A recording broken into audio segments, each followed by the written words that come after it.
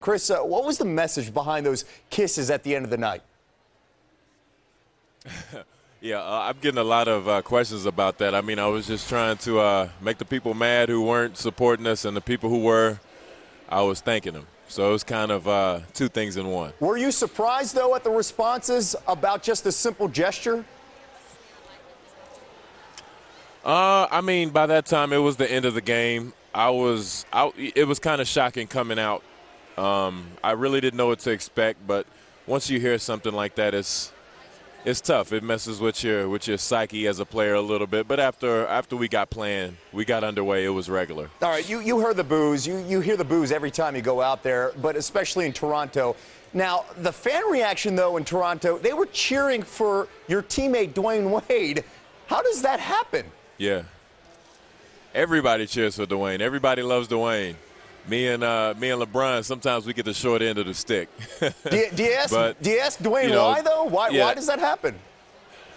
I mean, I don't think he knows.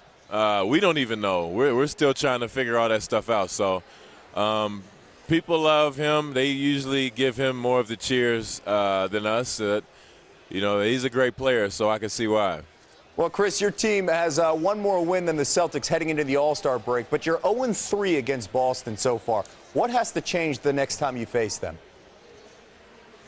Well, I mean, we're going to have to pay more attention to detail and just play a better game. I think all three games that we've played them, we haven't played to our potential, and they've just outplayed us in certain areas of the game. And sometimes it could be just a couple minutes in a quarter. Sometimes it could be a whole quarter. But we really have to stop digging holes with that team, and we have to stop trying to come from behind. That's what we always catch ourselves doing that every game against them. So we're going to have to change that.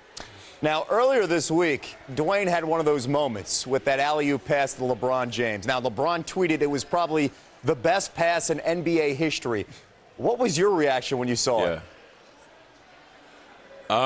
Usually when a guy throws a full court pass, the first thing I think it's going out of bounds. But he threw it, and the fact that LeBron had the coordination to jump and finish, I mean, it was amazing. It was just a bunch of amazing things that those two guys were doing in the first quarter period. But that's the best pass I've ever seen. Do you sometimes catch yourself watching both these two men on the floor? Yeah, and that was one moment.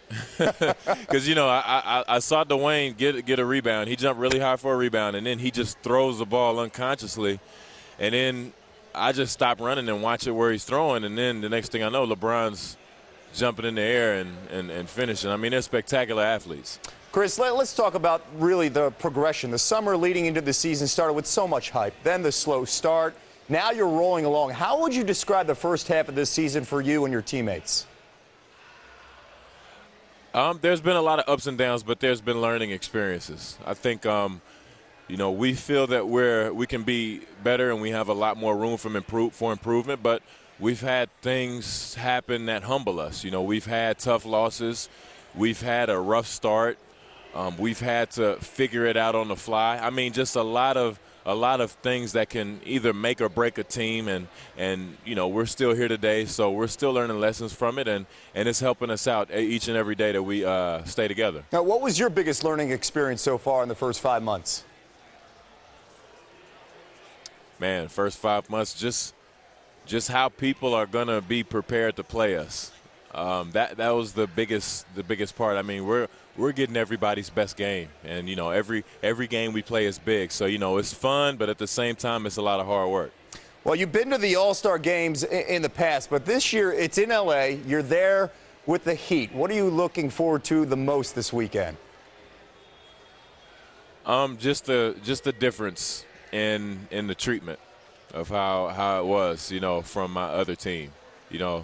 I know that we're under the microscope a lot more, so I'm looking to see how the questions are different with the media and just how they're going to do the whole Big Three thing, because I know they will. So we'll see how it works. Oh, well, Chris, a number of athletes have had fun with the Got Milk ads over the years. How did you get involved as a spokesman?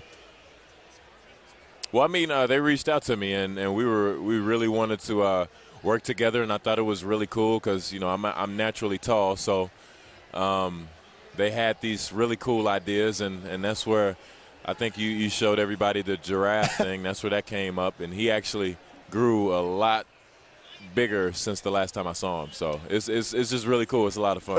Yeah, we're watching the video right now. What was your reaction? I see you laughing right there, a little stunned while you're trying to get close to the giraffe. How do you interact with a giraffe? What was that experience like? You know, I don't know. You have to go to a petting zoo to get some experience first. well, you just interacted. Don't scare them, because. Were you scared of them? Go ahead, sorry. Were you scared of it? I mean, the giraffes, like, there's a little hesitancy there while you're trying to feed them. Well, I mean, when he first came out, they were kind of loud on the PA system a little bit, so that kind of startled him.